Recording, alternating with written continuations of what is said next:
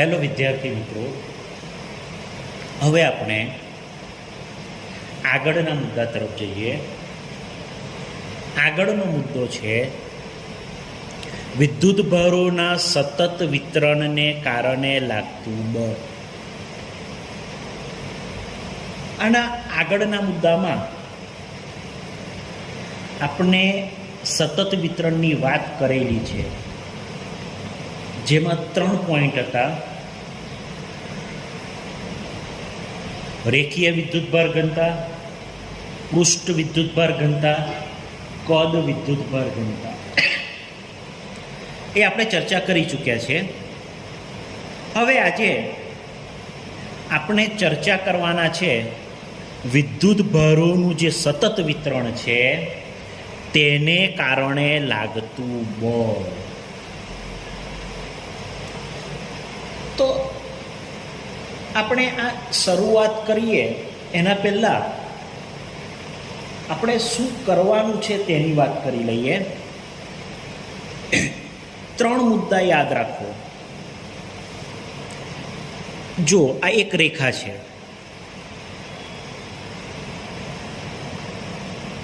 અને આ જે રેખા છે એના ઉપર વિદ્યુતભાર સતત પથરાયેલો છે, અથવા તો રેખા ઉપર વિદ્યુતભાર સતત રીતે વહેંચાયેલો છે. આ એક બીજો વિદ્યુતભાર છે, એને આપણે નામ આપી દઈએ Q0. બરાબર છે. આ એક રેખા છે, એ રેખા ઉપર વિદ્યુતભાર સતત રીતે વહેંચાયેલો છે, તથા આ બીજો વિદ્યુતભાર છે Q0. હવે કરવાનું શું અથવા શોધવાનું શું છે? તો કે આ જે વિદ્યુતભારો છે ને, કે જે રેખા પર સતત રીતે પથરાયેલા છે, એ વિદ્યુતભારો વડે આ Q0 વિદ્યુતભાર પર લાગતું બળ શોધવાનું છે. ફરી પાછું કહી દઉં, આ એક રેખા છે, આ રેખા ઉપર વિદ્યુતભારો સતત રીતે પથરાયેલા છે, અને આ એક બીજો વિદ્યુતભાર છે Q0. આપણે શું શોધવાનું છે? તો કે આ જે રેખા ઉપર જે વિદ્યુતભારો સતત રીતે પથરાયેલા છે, આ બધાય વિદ્યુતભારો વડે આ Q0 ઉપર લાગતું બળ શોધવાનું છે. તો આપણે શું કરીશું? તો પહેલું સ્ટેપ, આ જે રેખા છે ને, એ રેખાનો એક સૂક્ષ્મ ભાગ લઈ લેવાનો અને એ સૂક્ષ્મ ભાગમાં કેટલો વિદ્યુતભાર છે તે શોધવાનો. બરાબર. સ્ટેપ 2, હવે આ સૂક્ષ્મ ભાગમાં જે વિદ્યુતભાર આવ્યો ને, તેના વડે Q0 પર લાગતું બળ શોધવાનું. બરાબર છે. અને ત્રીજા સ્ટેપમાં શું કરવાનું? તો કે આ સમગ્ર વિદ્યુતભાર વડે Q0 પર લાગતું બળ શોધવાનું. બરાબર. ફરી પાછી વાત કરી દઉં. 3 સ્ટેપ. સ્ટેપ 1, આ જે રેખા છે ને, એ રેખાનો એક નાનો એટલે કે સૂક્ષ્મ ભાગ લઈ લેવાનો અને એ સૂક્ષ્મ ભાગમાં વિદ્યુતભાર શોધવાનો. બરાબર છે. ક્લિયર? રેખાનો સૂક્ષ્મ ભાગ, આ રેખા છે, એનો સૂક્ષ્મ ભાગ લઈ લેવાનો અને એ સૂક્ષ્મ ભાગમાં વિદ્યુતભાર શોધવાનો. સ્ટેપ 2, આ સૂક્ષ્મ ભાગમાં જે વિદ્યુતભાર આવે એના વડે Q0 પર લાગતું બળ શોધવાનું. અને સ્ટેપ 3, પછી આ બધાય વિદ્યુતભારો વડે Q0 પર લાગતું બળ શોધવાનું. બરાબર છે. આપણે હવે આ 3 સ્ટેપ ફોલો કરીશું. ઓકે.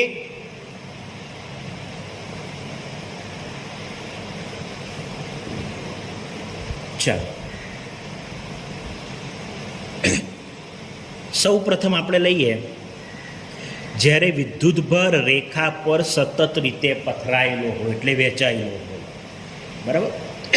વિદ્યુતભાર રેખા પર સતત રીતે પથરાયેલો હોય એટલે કે વહેંચાયેલો હોય. આપણો મુદ્દો શું છે? તો કે વિદ્યુતભારનું સતત વિતરણ અને તેને કારણે લાગતું બળ. એના અંદર પ્રથમ જ્યારે વિદ્યુતભાર કોઈ રેખા ઉપર સતત રીતે વહેંચાયેલો હોય ત્યારની વાત છે. તો તમે આકૃતિમાં જોઈ શકો છો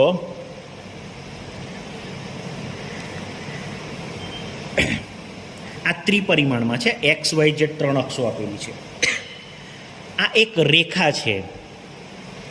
હવે ગઈકાલે જ આપણે વાત કરેલી કે રેખા સીધી બી હોઈ શકે અને વક્ર પણ હોય. તો અહીં વક્ર રેખા છે. તો તમે જોઈ શકો છો આ એક રેખા છે અને આ જે રેખા છે એ રેખા ઉપર વિદ્યુતભાર સતત રીતે પથરાયેલો છે. ઓકે, આ બીજો વિદ્યુતભાર છે Q0 અને આ Q0 નો સ્થાન સદિશ કેટલો છે? R. બરાબર છે. આપણે શું શોધવાનું છે? તો કે આ રેખા ઉપર જે વિદ્યુતભાર પથરાયેલો છે એ બધાય વિદ્યુતભાર વડે Q0 પર લાગતું બળ શોધવાનું છે. બરાબર. ફરી પાછી વાત કરી લઈએ. આકૃતિમાં એક રેખા બતાવેલી છે અને એ રેખા ઉપર વિદ્યુતભાર સતત રીતે વહેંચાયેલો છે. આ બીજો વિદ્યુતભાર છે Q0 કે જેનો સ્થાન સદિશ છે R. આપણે શું શોધવાનું છે? તો કે આ જે રેખા ઉપર વિદ્યુતભાર આવેલો છે ને એ બધાય વિદ્યુતભાર વડે Q0 ઉપર લાગતું બળ શોધવાનું છે. બરાબર છે. ચાલો, એટલે આપણે શું કરીશું? સૌ પ્રથમ તો આપણે આ રેખાનો એક સૂક્ષ્મ ભાગ લઈ લઈશું. આ જે રેખા છે ને એ રેખાનો સૂક્ષ્મ ભાગ લઈ લઈશું, આટલો. અને એ સૂક્ષ્મ ભાગની લંબાઈ કેટલી છે? તો કે dl છે. યાદ રાખજો. આપણે શું કર્યું? આ રેખા છે ને એનો સૂક્ષ્મ ભાગ લઈ લીધો. એ જે સૂક્ષ્મ ભાગ છે ને એની લંબાઈ છે dl અને આ જે સૂક્ષ્મ ભાગ છે ને એનો સ્થાન સદિશ છે r ડેશ. ક્લિયર? બરાબર. શું કરવાનું છે? તો કે તમને એક રેખા આપેલી છે, એ રેખા ઉપર વિદ્યુતભાર સતત રીતે પથરાયેલો છે અને આ એક બીજો વિદ્યુતભાર છે Q0. આ જે Q0 છે એનો સ્થાન સદિશ છે R. હવે શું શોધવાનું છે? તો કે આ રેખા ઉપર જે બધો વિદ્યુતભાર છે ને એના વડે Q0 પર લાગતું બળ શોધવાનું છે. ઓકે, એટલે આપણે શું કરીશું? સૌ પ્રથમ આ જે રેખા છે ને એનો એક સૂક્ષ્મ ભાગ લઈ લઈશું અને એ સૂક્ષ્મ ભાગની લંબાઈ કેટલી છે? dl. અરે એ લખેલું છે કે સૌ પ્રથમ આ જે આખી રેખા છે ને, આખી રેખા એની લંબાઈ l છે. આખી રેખાની લંબાઈ કેટલી છે? l છે. તો આપણે શું કર્યું? એમાંથી આપણે સૂક્ષ્મ ભાગ લઈ લીધો અને એ સૂક્ષ્મ ભાગની લંબાઈ છે dl. આ આખી રેખાની લંબાઈ છે l. એમાંથી આપણે શું કર્યું? એ રેખાનો સૂક્ષ્મ ભાગ લઈ લીધો. એ સૂક્ષ્મ ભાગની લંબાઈ છે dl અને આ જે સૂક્ષ્મ ભાગ છે ને તેનો સ્થાન સદિશ છે r ડેશ. હવે શું કરીશું? તો કે જે આપણે સૂક્ષ્મ ભાગ લીધો ને એમાં વિદ્યુતભાર શોધીશું. બરાબર. આપણે જે સૂક્ષ્મ ભાગ લીધો એ સૂક્ષ્મ ભાગમાં વિદ્યુતભાર શોધીશું. બરાબર. તો હવે અહીં રેખાની વાત છે અને રેખાની વાત હોય તો રેખીય વિદ્યુતભાર ઘનતા આવે કે જેને લેમડા વડે દર્શાવાય. યાદ રાખજો. બરાબર છે. રેખાની વાત હોય તો રેખીય વિદ્યુતભાર ઘનતા આવે કે જેને લેમડા વડે દર્શાવાય. તો lambda is equal two Q/L. તમે જાણો છો લેમડા એટલે રેખીય વિદ્યુતભાર ઘનતા. એની વ્યાખ્યા શું હતી? એકમ લંબાઈ દીઠ કુલ વિદ્યુતભાર. એકમ લંબાઈ એટલે લંબાઈ કઈ આવતી હતી? છેદમાં અને અંશમાં કુલ વિદ્યુતભાર. આપણું મૂળ સૂત્ર હતું. હવે આપણે શું કરવાનું છે તો કે આ સૂક્ષ્મ ભાગમાં વિદ્યુતભાર શોધવાનો છે. તો લેમડા એઝ ઇટ ઇઝ ક્યુ, ક્યુ એટલે વિદ્યુતભાર. તો આ સૂક્ષ્મ ભાગમાં કેટલો વિદ્યુતભાર હશે તો કે ડીક્યુ જેટલો વિદ્યુતભાર હશે. ઓકે, છેદમાં શું છે લંબાઈ, તો સૂક્ષ્મ ભાગની લંબાઈ કેટલી તો કે ડીએલ. બરાબર. શું કર્યું આપણે તો કે તમને એક રેખા આપેલી છે, એ આખી રેખાની લંબાઈ છે એલ. તમે શું કર્યું તો કે એ રેખાનો સૂક્ષ્મ ભાગ લઈ લીધો કે જેની લંબાઈ કેટલી છે ડીએલ. આખી રેખાની લંબાઈ કેટલી છે એલ. તમે શું કર્યું એ રેખાનો ફક્ત સૂક્ષ્મ ભાગ લઈ લીધો, એ સૂક્ષ્મ ભાગની લંબાઈ છે ડીએલ અને એ સૂક્ષ્મ ભાગનો સ્થાન સદિશ છે આર ડેશ. પછી શું કરવાનું તો કે સૂક્ષ્મ ભાગમાં વિદ્યુતભાર શોધવાનો. બરાબર છે. તો હવે lambda is equal to Q upon L, એના ઉપરથી આપણે સૂક્ષ્મ ભાગમાં વિદ્યુતભાર શોધીશું. સૂક્ષ્મ ભાગ એટલે નાનો અમથો ભાગ. હવે અહીં વાત છે રેખાની, એટલે આપણે રેખીય વિદ્યુતભાર ઘનતા લેમડા લઈશું. લેમડાનું સૂત્ર હતું ક્યુ અપન એલ. ચાલો હવે આપણે સૂક્ષ્મ ભાગ માટે શોધવાનું છે, એટલે લેમડા એઝ ઇટ ઇઝ ક્યુ એટલે શું છે તો વિદ્યુતભાર. તો આપણે વાત કરીએ છીએ સૂક્ષ્મ ભાગની, તો સૂક્ષ્મ ભાગમાં વિદ્યુતભાર કેટલો ડીક્યુ. છેદમાં શું છે તો કે લંબાઈ, તો સૂક્ષ્મ ભાગની લંબાઈ કેટલી છે તો કે ડીએલ, એટલે છેદમાં આવશે ડીએલ. તો સૂક્ષ્મ ભાગ માટે lambda is equal to dQ upon dL. તો એના ઉપરથી ડીક્યુને સૂત્રનો કરતા બનાવી દઉં તો આ ડીએલ છેદમાં છે, સામે જાય તો કઈ જાય અંશમાં. તો ડીક્યુ બરાબર શું થશે લેમડા ડીએલ. ઓકે, ડીક્યુ બરાબર શું થયા લેમડા ડીએલ. તો આ જે ડીક્યુ છે ને એ શું છે તો કે સૂક્ષ્મ ભાગનો વિદ્યુતભાર. બરાબર, મેં તમને એ જ કીધું હતું. સૌ પ્રથમ આપણે શું કરીશું તો કે રેખાનો સૂક્ષ્મ ભાગ લઈશું અને એ સૂક્ષ્મ ભાગમાં વિદ્યુતભાર શોધીશું. તો આપણે રેખાનો સૂક્ષ્મ ભાગ લીધો કે જેની લંબાઈ કેટલી છે ડીએલ, અને સૂક્ષ્મ ભાગમાં વિદ્યુતભાર કેટલો મળે તો કે DQ is equal two lambda DL. Okay, DQ is equal two lambda DL. આ શું મળ્યું તો કે સૂક્ષ્મ ભાગમાં વિદ્યુતભાર મળી ગયો. ચલો, આ ડીક્યુ મળી ગયા. ડીક્યુ બરાબર લેમડા ડીએલ. ડીક્યુ એટલે શું તો કે સૂક્ષ્મ ભાગ જે આપણે લીધેલો તેનો વિદ્યુતભાર. અહીં ફિગર મેં ડ્રો કરેલી જ છે. બરાબર છે. તો આપણે શું કર્યું તો કે આ એક રેખા હતી, એનો સૂક્ષ્મ ભાગ લઈ લીધો. સૂક્ષ્મ ભાગની લંબાઈ કેટલી ડીએલ, અને સૂક્ષ્મ ભાગમાં કેટલો વિદ્યુતભાર આવ્યો તો કે આ જે સૂક્ષ્મ ભાગ છે ને એમાં કેટલો વિદ્યુતભાર આવ્યો તો કે ડીક્યુ વિદ્યુતભાર આવી ગયો. બરાબર છે.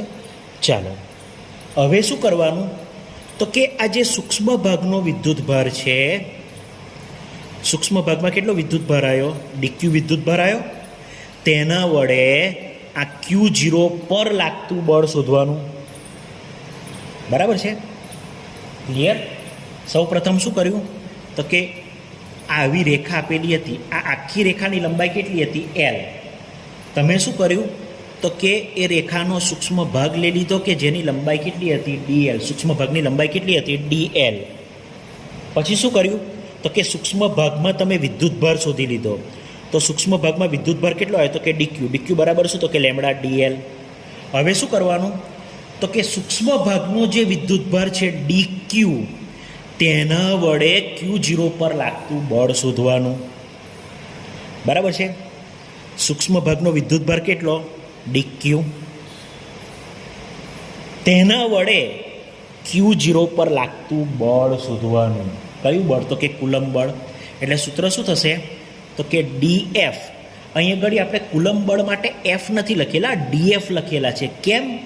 કેમ કે આપણે શું કરીએ છીએ અત્યારે તો કે આપણે સૂક્ષ્મ ભાગમાં જે વિદ્યુતભાર છે, હવે સ્વાભાવિક છે કે સૂક્ષ્મ ભાગ હશે તો એવા સૂક્ષ્મ ભાગમાં વિદ્યુતભાર બી સૂક્ષ્મ હશે.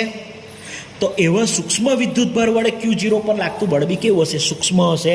એટલે મેં ડીએફ લખેલા છે. ક્લિયર, યાદ રાખજો. સૂક્ષ્મ ભાગમાં કેટલો વિદ્યુતભાર છે ડીક્યુ, એટલે સૂક્ષ્મ ભાગનો વિદ્યુતભાર બી સૂક્ષ્મ કહેવાય. તો એવા સૂક્ષ્મ વિદ્યુતભાર વડે Q0 પર લાગતું બળ બી કેવું થશે? સૂક્ષ્મ એટલે મેં DF લખેલા છે. તો કે DF is equal two K Q0 અને DQ. કેમ કે આપણે DQ વડે Q0 પર લાગતું બળ શોધવાનું છે એટલે કે તો ખરા એક વિદ્યુતભાર આવશે Q0, બીજો વિદ્યુતભાર આવશે DQ. બરાબર છે. અને આપણે સ્થાન સદિશના સ્વરૂપમાં લખવાનું છે એટલે છેદમાં R માઇનસ R ડેશ એનો ક્યુબ માનાંકમાં ગુણ્યા R માઇનસ R ડેશ આપણે આગળ ચલાવેલું છે. બરાબર છે. તમે કંઈક આ રીતે લખતા હતા કે ભાઈ F12 ઇઝ ઇક્વલ ટુ તમે કંઈક આવું લખતા હતા કે Q1 Q2 સ્થાન સદિશના સ્વરૂપમાં કહું છું. અહીં 12 છે ને એટલે તમે આ રીતે લખતા હતા માનાંકમાં R1 R2 એની 3 ઘાત અને અહીંયા ઘડી R1 માઇનસ R2. હવે મેં તમને શીખવાડ્યું છે. તો અહીંયા ઘડી બી આપણે જે બળ લખીશું સૂક્ષ્મ ભાગમાં આવેલા DQ વિદ્યુતભાર વડે Q0 પર લાગતું બળ એ આપણે સ્થાન સદિશના સ્વરૂપમાં જ લખીશું. એટલે સૂક્ષ્મ ભાગમાં વિદ્યુતભાર સૂક્ષ્મ, તો તે સૂક્ષ્મ વિદ્યુતભાર વડે Q0 પર લાગતું બળ બી કેવું? તો કે સૂક્ષ્મ. એટલે DF is equal two K Q0 અને સૂક્ષ્મ ભાગનો વિદ્યુતભાર DQ એટલે Q0 DQ છેદમાં માનાંકમાં R માઇનસ R ડેશ એની 3 ઘાત R minus R dash. Okay.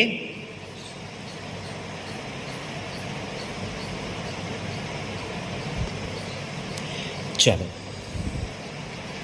મળી ગયું.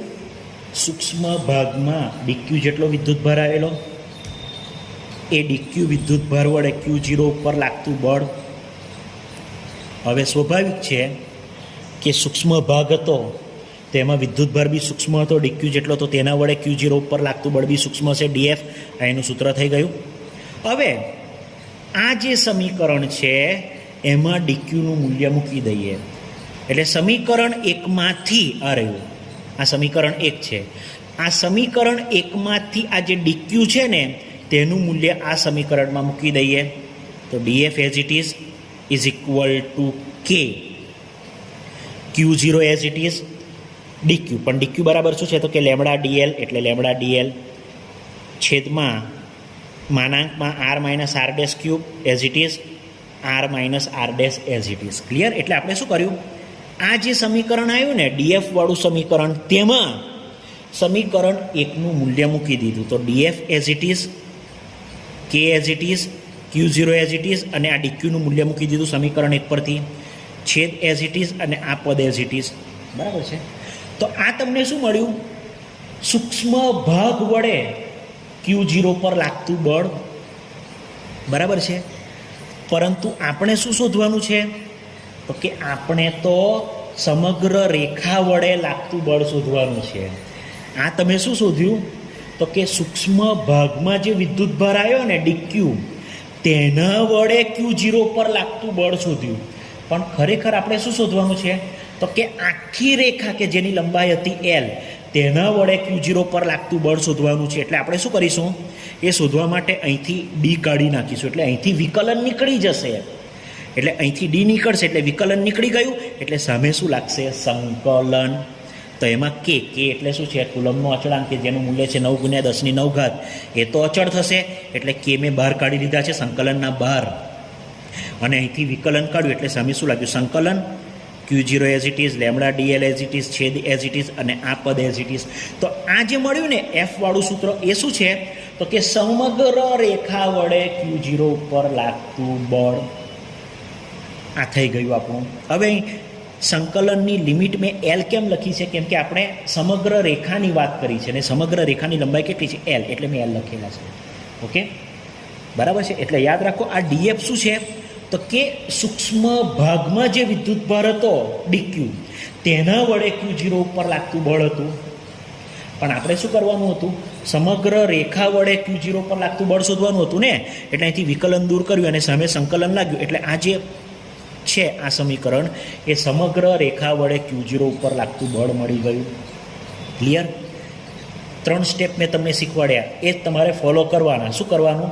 તો કે સૌ પ્રથમ સૂક્ષ્મ ભાગ લઈ લેવાનો, એ સૂક્ષ્મ ભાગમાં કેટલો વિદ્યુતભાર છે તે શોધી નાખવાનું. બીજા સ્ટેપમાં શું કરવાનું? એ સૂક્ષ્મ વિદ્યુતભાર વડે Q0 ઉપર લાગતું બળ શોધી નાખવાનું. અને ત્રીજા સ્ટેપમાં શું કરવાનું? તો કે સમગ્ર રેખા વડે Q0 ઉપર લાગતું બળ શોધવાનું. ઓકે?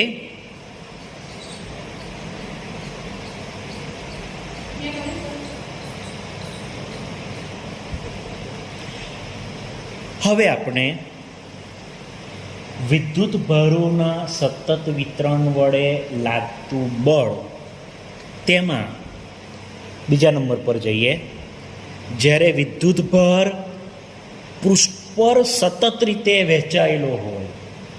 પ્રથમ આપણે શું જોયું? તો કે વિદ્યુત ભાર રેખા પર સતત રીતે વહેંચાય. હવે બીજામાં શું છે?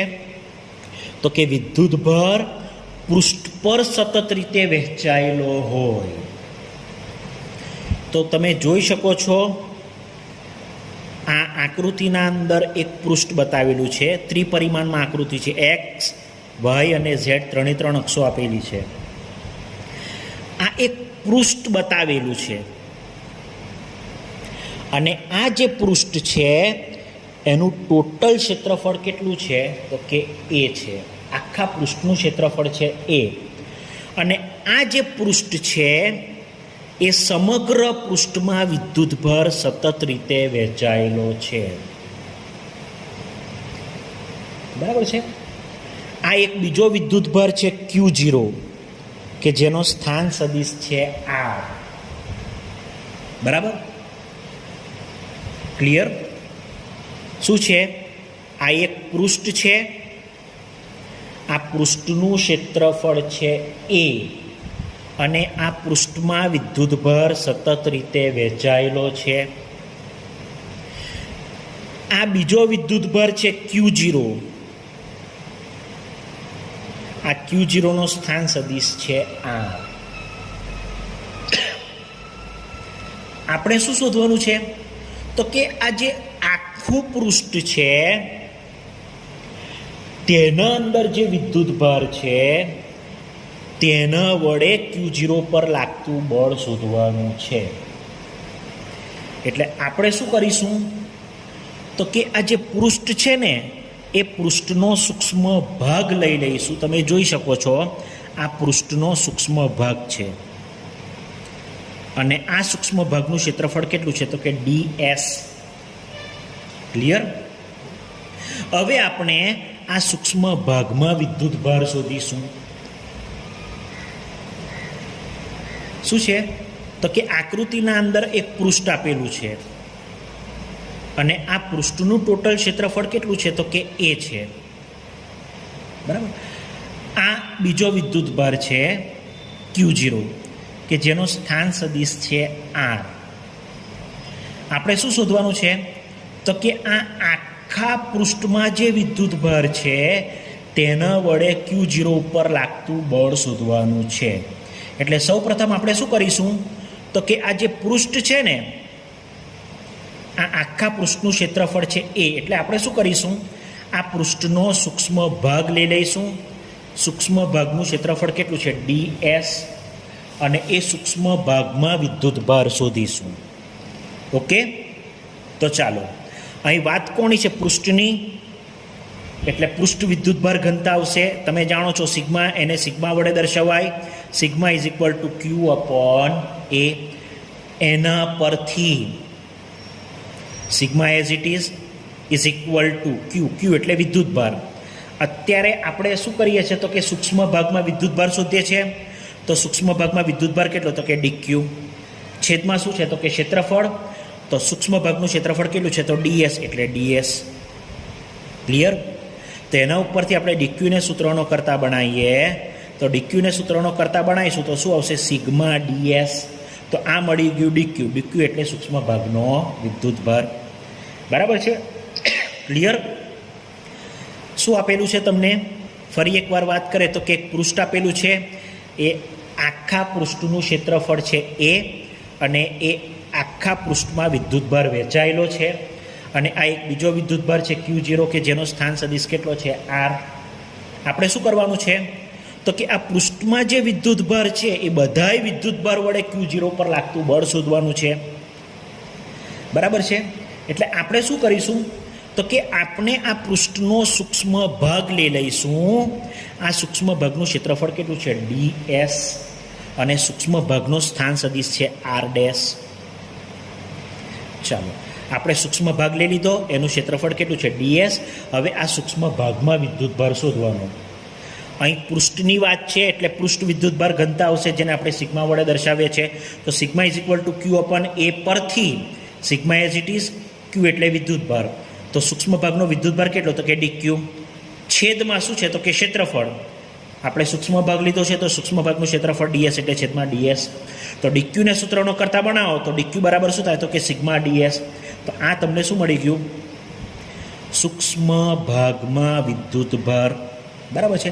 ચાલો હવે આ સૂક્ષ્મ ભાગમાં વિદ્યુતભાર મળી ગયો, કેટલો આવ્યો તો કે સૂક્ષ્મ ભાગનો વિદ્યુતભાર આવ્યો કેટલો તો કે dq. બરાબર. આ સૂક્ષ્મ ભાગ છે એ સૂક્ષ્મ ભાગમાં કેટલો વિદ્યુતભાર આવ્યો dq આવ્યો. હવે એ dq વડે Q0 ઉપર લાગતું બળ શોધવાનું. બરાબર છે. ક્લિયર. શું કર્યું આપણે તો કે સૂક્ષ્મ ભાગ એ સૂક્ષ્મ ભાગમાં વિદ્યુતભાર શોધી લીધો. પૃષ્ઠનો સૂક્ષ્મ ભાગ લીધો, એમાં વિદ્યુતભાર શોધી નાખ્યો, કેટલો આવ્યો તો કે dq. હવે એ dq વડે Q0 ઉપર લાગતું બળ શોધવાનું. હવે dq એટલે શું છે તો કે સૂક્ષ્મ ભાગમાં આવેલો સૂક્ષ્મ વિદ્યુતભાર. તો એ dq વડે Q0 ઉપર લાગતું બળ બી કેવું થશે સૂક્ષ્મ થશે. એટલે અહીં આગળ આપણે df લખેલા છે. df એટલે સૂક્ષ્મ બળ is equal two k Q0 અને સૂક્ષ્મ ભાગનો વિદ્યુતભાર dq એટલે Q0 dq અને સ્થાન સદિશના સ્વરૂપમાં છે એટલે છેદમાં r minus r dash cube r minus r dash. Clear. બરાબર છે. બરાબર ખબર પડી. સૂક્ષ્મ ભાગમાં વિદ્યુતભાર કેવો સૂક્ષ્મ, તો તેના વડે Q0 ઉપર લાગતું બળ બી કેવું થાય સૂક્ષ્મ. એટલે આપણે df લખેલું છે તો કે df is equal two k આ વિદ્યુતભાર Q0 અને સૂક્ષ્મ ભાગનો વિદ્યુતભાર dq એટલે Q0 dq છેદમાં માનાંકમાં r minus r dash cube r minus r dash. Okay. ચલો આપણે df શોધી નાખીએ. df એટલે શું તો કે સૂક્ષ્મ ભાગમાં જે વિદ્યુતભાર હતો કેટલો આવેલો dq. આપણે શું કર્યું તો કે તમને એક પૃષ્ઠ આપેલું હતું, એનું ક્ષેત્રફળ હતું એ પૃષ્ઠનો તમે સૂક્ષ્મ ભાગ લઈ લીધો. એ સૂક્ષ્મ ભાગનું ક્ષેત્રફળ કેટલું હતું ds. એ સૂક્ષ્મ ભાગમાં વિદ્યુતભાર શોધી નાખ્યો કેટલો તો કે dq. એ dq વડે Q0 ઉપર લાગતું બળ એટલે સૂક્ષ્મ ભાગમાં જે વિદ્યુતભાર આવ્યો હતો તેના વડે Q0 ઉપર લાગતું બળ એટલે df. આ dfનું સૂત્ર આવી ગયેલું. હવે આ સમીકરણ નંબર 1. એ સમીકરણ 1માં આપણે dq બરાબર સિગ્મા ds મૂકી દઈએ. આ બી આપણે શોધેલા છે. dq એટલે શું તો કે સૂક્ષ્મ ભાગમાં આવેલો વિદ્યુતભાર. એ dqનું મૂલ્ય સમીકરણ 1માં મૂકી દો તો df as it is equal two k as it is Q0 as it is અને dqની જગ્યાએ શું આવશે સિગ્મા ds છેદ એઝ ઇટ ઇઝ આ પદ એઝ ઇટ ઇઝ. તો આ તમને શું મળી ગયું સૂક્ષ્મ ભાગમાં જે વિદ્યુતભાર હતો તેના વડે Q0 ઉપર લાગતું બળ. પરંતુ આપણે તો શું શોધવાનું હતું તો કે આપણે શું શોધવાનું હતું તો કે સમગ્ર પૃષ્ઠમાં જે વિદ્યુતભાર હતો ને તેના વડે લાગતું બળ શોધવાનું હતું. એટલે આપણે અહીંથી વિકલન કાઢી નાખીશું એટલે સામે શું લાગશે સંકલન. આ ડી એટલે આપણે વિકલન સમજી લેવાનું એટલે વિકલન નીકળી જશે એટલે સામે લાગશે સંકલન. હવે કે તો શું છે અચળ છે, કુલમનો અચળાંક કે જેનું મૂલ્ય છે 9 × 10⁹ એ કઈ આવી જશે આગળ. તો સંકલન મારે છે Q0 સિગ્મા ds છેદમાં r minus r dash cube r minus r dash. બરાબર છે. એટલે આ થઈ ગયો આપણો ફાઇનલ આન્સર. બરાબર છે. શું કરવાનું હતું ફરી પાછી વાત કરી લઉં. તમને એક પૃષ્ઠ આપેલું હતું, એ આ આખું પૃષ્ઠ એમાં વિદ્યુતભાર વહેંચાયેલો છે અને એ આખા પૃષ્ઠનું ક્ષેત્રફળ હતું એ. તો આ પૃષ્ઠમાં જે વિદ્યુતભાર હતો તેના વડે Q0 ઉપર લાગતું બળ શોધવાનું હતું. એટલે આપણે શું કર્યું, સૌ પ્રથમ આપણે પૃષ્ઠનો સૂક્ષ્મ ભાગ લઈ લીધો. એ સૂક્ષ્મ ભાગનું ક્ષેત્રફળ કેટલું છે, ds. પછી શું કર્યું, એ સૂક્ષ્મ ભાગમાં આપણે વિદ્યુતભાર શોધી નાખ્યો. કેટલો આવેલો, dq બરાબર સિગ્મા ds આવેલો. હવે એ સૂક્ષ્મ ભાગમાં જે વિદ્યુતભાર આવેલો dq, તેના વડે Q0 ઉપર લાગતું બળ શોધી નાખ્યું. હવે સૂક્ષ્મ ભાગમાં વિદ્યુતભાર સૂક્ષ્મ હોય તો તેના વડે Q0 ઉપર લાગતું બળ બી કેવું હશે, સૂક્ષ્મ હશે. એટલે આ સૂત્ર મળ્યું. એમાં આપણે dqની કિંમત મૂકી દીધી એટલે આ સમીકરણ મળ્યું. તો આ શું છે, તો કે સૂક્ષ્મ ભાગમાં જે વિદ્યુતભાર છે સૂક્ષ્મ, તેના વડે Q0 ઉપર લાગતું બળ. પણ ખરેખર આપણે શું શોધવાનું હતું, તો કે આખા પૃષ્ઠમાં જે વિદ્યુતભાર છે તેના વડે Q0 ઉપર લાગતું બળ. એટલે અહીંથી વિકલન કરશું, સામે શું લાગશે, સંકલન. એટલે આ થઈ ગયું આખા પૃષ્ઠમાં જે વિદ્યુતભાર હતો ને તેના વડે Q0 ઉપર લાગતા બળનું સૂત્ર. ઓકે, હવે આપણે ત્રીજા ભાગ તરફ જઈએ. જ્યારે વિદ્યુતભાર કદમાં સતત રીતે વહેંચાયેલો હોય એની વાત કરીએ. પ્રથમ આપણે શું જોયું કે વિદ્યુતભાર રેખામાં સતત રીતે વહેંચાયેલો હોય. બીજામાં આપણે શું જોયું, વિદ્યુતભાર પૃષ્ઠમાં સતત રીતે વહેંચાયેલો હોય. અને હવે 3, જ્યારે વિદ્યુતભાર કદમાં સતત રીતે વહેંચાયેલો હોય. બરાબર છે. તો એની વાત કરીએ. આ એક પદાર્થ છે અને આ જે પદાર્થ છે ને, આ પદાર્થનું ટોટલ કદ છે v. અને આ જે પદાર્થ છે એમાં વિદ્યુતભાર સતત રીતે વહેંચાયેલો છે. આ એક બીજો વિદ્યુતભાર છે Q0, એનો સ્થાન સદિશ છે r. આપણે શું કરવાનું છે, તો કે આ સમગ્ર પદમાં જે વિદ્યુતભાર વહેંચાયેલો છે ને, સમગ્ર પદાર્થમાં જે વિદ્યુતભાર આવેલો છે એ બધાય વિદ્યુતભાર વડે Q0 ઉપર લાગતું બળ શોધવાનું છે. બરાબર છે. એટલે આપણે શું કરીશું, આપણે પદાર્થનો સૂક્ષ્મ ભાગ લઈ લઈશું. એ સૂક્ષ્મ ભાગનો સ્થાન સદિશ છે r ડેશ અને સૂક્ષ્મ ભાગનું પદ છે dv. બરાબર છે. હવે આ સૂક્ષ્મ ભાગમાં વિદ્યુતભાર શોધીશું. ફરી પાછી વાત કરી લઉં. તમને આ એક પદાર્થ આપેલો છે કે જેનું કદ છે v અને આ સમગ્ર પદાર્થમાં વિદ્યુતભાર વહેંચાયેલો છે. આ બીજો વિદ્યુતભાર છે Q0 કે જેનું સ્થાન સદિશ છે r. આપણે શું શોધવાનું છે, તો કે સમગ્ર પદાર્થમાં જે વિદ્યુતભાર આવેલો છે એ બધાય વિદ્યુતભાર વડે Q0 ઉપર લાગતું બળ શોધવાનું છે. એટલે આપણે સૌ પ્રથમ શું કરીશું, તો કે આ જે આખો પદાર્થ છે ને એ પદાર્થનો સૂક્ષ્મ ભાગ લઈ લઈશું. એ સૂક્ષ્મ ભાગનું સ્થાન સદિશ કેટલું છે, r ડેશ, અને સૂક્ષ્મ ભાગનું કદ કેટલું છે, તો કે dv. હવે શું કરીશું, તો કે સૂક્ષ્મ ભાગમાં વિદ્યુતભાર શોધીશું. હવે અહીં વાત કોની છે, કદની. એટલે કદ વિદ્યુતભાર ઘનતા આવે કે જેને ρ વડે દર્શાવાય. તો તમે જાણો છો ρ = Q/V. કદની વાત છે એટલે કદ વિદ્યુતભાર ઘનતા આવે કે જેને ρ વડે દર્શાવાય. તો ρ = Q/V પરથી ρ as it is equal to Q. Q એટલે વિદ્યુતભાર. પણ અત્યારે આપણે સૂક્ષ્મ ભાગની વાત કરીએ છીએ તો આ સૂક્ષ્મ ભાગમાં વિદ્યુતભાર કેટલો, તો કે dq છેદમાં કદ. તો સૂક્ષ્મ ભાગનું કદ કેટલું છે, તો કે dv એટલે dv. એટલે ρ = Q/V પરથી સૂક્ષ્મ ભાગ માટે શું થશે, ρ = dq/dv.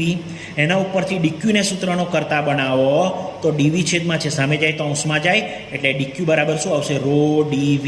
એટલે આ તમને મળી ગયું સૂક્ષ્મ ભાગમાં આવેલો વિદ્યુતભાર. કેટલો મળ્યો, તો કે dq. બરાબર છે, ક્લિયર. સૂક્ષ્મ ભાગમાં વિદ્યુતભાર મળી ગયો. કેટલો મળી ગયો, તો કે dq મળી ગયો. હવે શું કરવાનું, તો કે આ સૂક્ષ્મ ભાગમાં કેટલો વિદ્યુતભાર છે ડીક્યુ, એ ડીક્યુ વડે Q0 ઉપર લાગતું બળ શોધવાનું. તો હવે પદાર્થનો સૂક્ષ્મ ભાગ એટલે એમાં વિદ્યુતભાર બી કેવો આવશે, ડીક્યુ સૂક્ષ્મ આવશે. તો એવા સૂક્ષ્મ વિદ્યુતભાર વડે Q0 ઉપર લાગતું બળ બી કેવું થશે, સૂક્ષ્મ. એટલે મેં લખેલા છે DF ઇઝ ઇક્વલ ટુ કે તો ખરો, બે વિદ્યુતભાર, એક તો Q0 અને સૂક્ષ્મ ભાગમાં વિદ્યુતભાર ડીક્યુ, એટલે Q0 ડીક્યુ છેદમાં માનાંકમાં R માઇનસ R ડેશ એનો cube R minus R dash સ્થાન સદી સ્વરૂપમાં લખેલું છે. ક્લિયર? શું કર્યું? તમને પદાર્થ આપેલો હતો, એ પદાર્થમાં જે ટોટલ વિદ્યુતભાર હતો તેના વડે Q0 ઉપર લાગતું બળ શોધવાનું હતું. એટલે આપણે શું કર્યું, એ પદાર્થનો સૂક્ષ્મ ભાગ લઈ લીધો, એ સૂક્ષ્મ ભાગમાં કેટલો વિદ્યુતભાર તે શોધી નાખ્યું. ડીક્યુ મળે સૂક્ષ્મ ભાગમાં વિદ્યુતભાર, તેના વડે Q0 ઉપર લાગતું બળ એ મળી ગયું. હવે સૂક્ષ્મ ભાગનો વિદ્યુતભાર સૂક્ષ્મ હતો, તેના વડે Q0 ઉપર લાગતું બળ બી કેવું, સૂક્ષ્મ. એટલે DFનું સૂત્ર મળી ગયું.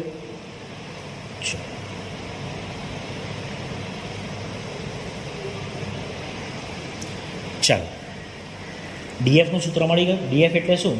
તો કે સૂક્ષ્મ ભાગમાં જે વિદ્યુતભાર આવેલો ડીક્યુ એટલે સૂક્ષ્મ વિદ્યુતભાર થયો, તેના વડે Q0 ઉપર લાગતું બળ એ સૂક્ષ્મ થશે. આ સમીકરણ. હવે આ જે સમીકરણ છે એમાં આપણે ડીક્યુનું મૂલ્ય મૂકવાનું છે. તો ડીક્યુ બરાબર શું હતા, સિગ્મા ડીએસ હતા. એટલે DF as it is equal to કે as it is, Q0 as it is, અને ડીક્યુનું મૂલ્ય કેટલું હતું, રો ડીવી. હું આગળ ડીક્યુ બરાબર રો ડીએસ બોલે તો સોરી માફ કરજો, પણ ડીક્યુ બરાબર શું આવશે, રો ડીવી આવશે.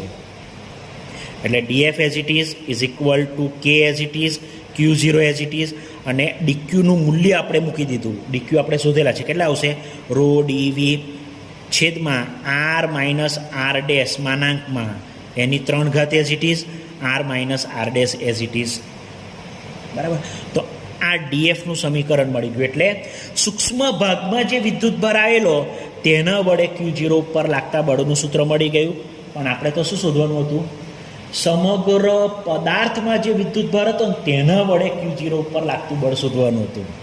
તો એની જગ્યાએ તો આપણે શું શોધ્યું છે, તો કે સૂક્ષ્મ ભાગમાં જે વિદ્યુતભાર હતો તેના વડે Q0 ઉપર લાગતું બળ શોધ્યું છે.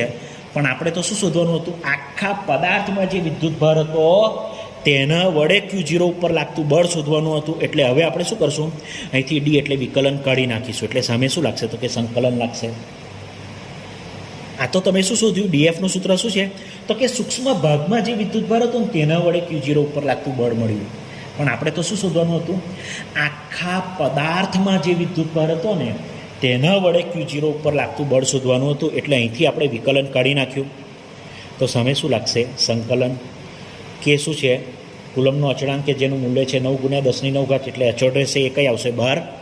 તો સંકલનમાં આવશે Q0 રો ડીવી છેદમાં R માઇનસ R ડેશ માનાંકમાં એની 3 ઘાત R માઇનસ R ડેશ. તો આ મળી ગયું સમગ્ર પદાર્થમાં જે વિદ્યુતભાર હતો તેના વડે Q0 ઉપર લાગતું બળ. ઓકે, અત્યાર સુધી આપણે આ જે ચર્ચા કરી એ બધા વિદ્યુતભારો સતત વિતરણ હતું. બરાબર છે, એ સતત વિતરણ હતું. એટલે કે વિદ્યુતભાર સતત રીતે પથરાયેલો હતો તેની વાત હતી. હવે અગત્યની વાત કે વિદ્યુતભાર અસતત રીતે પથરાયેલો હોય તો, હમણાં સુધી આપણે જે ચર્ચા કરી 3 મુદ્દા લીધા એમાં બધું વિતરણ જે હતું એ સતત હતું. એટલે વિદ્યુતભાર સતત રીતે પથરાયેલો હતો. હવે અગત્યનું યાદ રાખો કે વિદ્યુતભાર અસતત રીતે પથરાયેલો હોય તો શું કરવાનું. તો અહીં જો આ એક રેખા છે અને આ રેખા ઉપર આ વિદ્યુતભાર અસતત રીતે પથરાયેલો છે, તો તેના વડે Q0 ઉપર લાગતું બળ શોધવાનું છે. એટલે આપણે શું કરીશું, અસતત રીતે પથરાયેલો હોય તો શું કરીશું, તો કે આ પહેલો વિદ્યુતભાર લઈશું, આ પહેલા વિદ્યુતભાર વડે Q0 ઉપર લાગતું બળ શોધીશું. પછી આ બીજો વિદ્યુતભાર લઈશું, તેના વડે Q0 ઉપર લાગતું બળ શોધીશું. પછી આ ત્રીજો વિદ્યુતભાર લઈશું, એના વડે Q0 ઉપર લાગતું બળ શોધીશું. અને બધાનો સરવાળો કરવો પડે. ક્લિયર? એટલે વિદ્યુતભાર અસતત રીતે પથરાયેલો હોય અને તેમના વડે Q0 ઉપર લાગતું બળ શોધવાનું હોય તો શું કરવાનું તેની અહીંયા વાત છે કે આ એક રેખા છે કે જેના ઉપર વિદ્યુતભાર અસતત રીતે પથરાયેલો છે અને તેમના વડે Q0 ઉપર લાગતું બળ શોધવાનું છે. એટલે આપણે શું કરીશું, પ્રથમ વિદ્યુતભાર લઈશું, તેના વડે Q0 પર લાગતું બળ શોધીશું. બીજો વિદ્યુતભાર લઈશું, તેના વડે Q0 પર લાગતું બળ શોધીશું. ત્રીજો વિદ્યુતભાર લઈશું, તેના વડે Q0 ઉપર લાગતું બળ શોધીશું. પછી બધાનું શું કરશું, સરવાળો કરશું. એટલે અસતત વિતરણમાં આ રીતે થાય.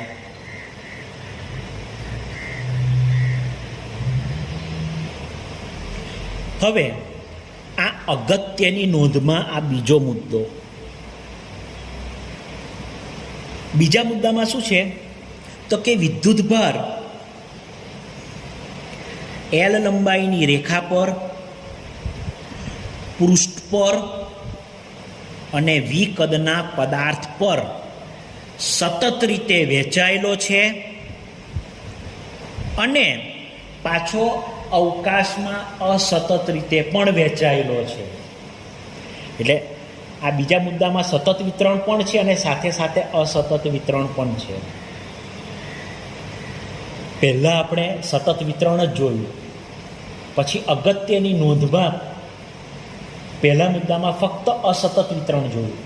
હવે અગત્યની નોંધ એનો બીજો મુદ્દો, એમાં વિદ્યુતભાર સતત રીતે પણ વહેંચાયેલો છે ને અસતત રીતે પણ વહેંચાયેલો છે. બરાબર છે. એટલે L લંબાઈની રેખા છે તથા પૃષ્ઠ છે અને V કદનો પદાર્થ છે, તેમાં વિદ્યુતભાર સતત રીતે વહેંચાયેલો છે અને અવકાશમાં અસતત રીતે પણ વહેંચાયેલો છે. તો તેવા સતત વિતરણ અને અસતત વિતરણ વડે Q0 ઉપર લાગતું બળ, આ એનું સૂત્ર છે. બરાબર છે. પહેલો તો L લંબાઈની રેખામાં સતત રીતે પથરાયેલો છે એટલે આ એનું સૂત્ર, પ્લસ પૃષ્ઠમાં સતત રીતે પથરાયેલો છે એટલે એનું સૂત્ર, પ્લસ V કદના પદાર્થમાં સતત રીતે પથરાયેલો છે એટલે એનું સૂત્ર, અને સાથે સાથે અવકાશમાં અસતત રીતે પથરાયેલો છે એટલે આ એનું સૂત્ર. બધું ભેગું થઈ ગયું. કેમ કે વિદ્યુતભાર L લંબાઈની રેખામાં, પૃષ્ઠમાં અને V કદના પદાર્થમાં સતત રીતે વહેંચાયેલો છે અને અવકાશમાં પાછો અસતત રીતે પણ વહેંચાયેલો છે. તો તેવા સંજોગોમાં Q0 ઉપર લાગતું બળ શોધવાનું છે. તો Q0 ઉપર લાગતું બળ F ઇઝ ઇક્વલ ટુ, પ્રથમ તો L લંબાઈની રેખામાં સતત રીતે વહેંચાયેલો છે એટલે એનું સૂત્ર, પ્લસ પૃષ્ઠમાં સતત રીતે વહેંચાયેલો છે એટલે પૃષ્ઠ માટેનું સૂત્ર, પ્લસ V કદના પદાર્થમાં સતત રીતે વહેંચાયેલો છે એટલે એનું સૂત્ર, પ્લસ અવકાશમાં અસતત રીતે પથરાયેલો છે એટલે આ એનું સૂત્ર. હવે અહીં યાદ રાખો, જ્યાં આ દરેક સૂત્રમાં R છે, એ R શું છે તો કે Q0નો સ્થાન સદિશ છે. અને આ R ડેશ શું છે તો કે R ડેશ એ જે રેખા હતી તેનો સૂક્ષ્મ ભાગ, જે પૃષ્ઠ હતું તેનો સૂક્ષ્મ ભાગ, જે V કદનો પદાર્થ હતો તેનું સૂક્ષ્મ ભાગ, તથા જે અસતત રીતે પથરાયેલો વિદ્યુતભાર છે ને, સપોઝ Q ડેશ, અસતત રીતે પથરાયેલો વિદ્યુતભાર, એને શું નામ આપ્યું છે, Q ડેશ. તો આ R ડેશ શું છે તો કે જે રેખા હતી તેનો સૂક્ષ્મ ભાગ, પૃષ્ઠનો સૂક્ષ્મ ભાગ, V કદના પદાર્થનો સૂક્ષ્મ ભાગ તથા જે વિદ્યુતભાર અસતત રીતે પથરાયેલો છે ને, આ તેનો સ્થાન સદિશ છે R ડેશ. બરાબર છે? ક્લિયર? R શું છે તો કે જે Q0 હતો ને, કે જેના ઉપર લાગતું બળ શોધવાનું હતું, તેનો સ્થાન સદિશ છે. અને R ડેશ શું છે? રેખા, પૃષ્ઠ અને કદ તથા રેખા, પૃષ્ઠ અને V કદનો જે પદાર્થ છે તેનો જે સૂક્ષ્મ ભાગ છે તથા જે અવકાશમાં અસતત રીતે વિદ્યુતભાર પથરાયેલો છે ક્યુ ડેશ, એનો સ્થાન સદિશ એટલે આર ડેશ. ઓકે, એટલે અહીં આગળ આપણું વિદ્યુતભારોનું સતત વિતરણ પૂરું થઈ ગયું, સંપૂર્ણ ટોપિક પૂરો થયો. બરાબર છે. સતત વિતરણમાં 3 આવેલું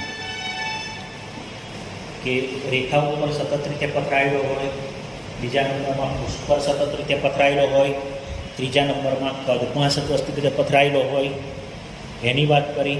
પછી અગત્યની નોંધમાં 2 વાત આવી કે અસતત રીતે પથરાયેલો હોય ત્યારે, અને બીજું કે સતત રીતે અને સાથે સાથે અસતત રીતે પથરાયેલો હોય ત્યારે શું કરવાનું, તેની આપણે ચર્ચા કરી. ઓકે.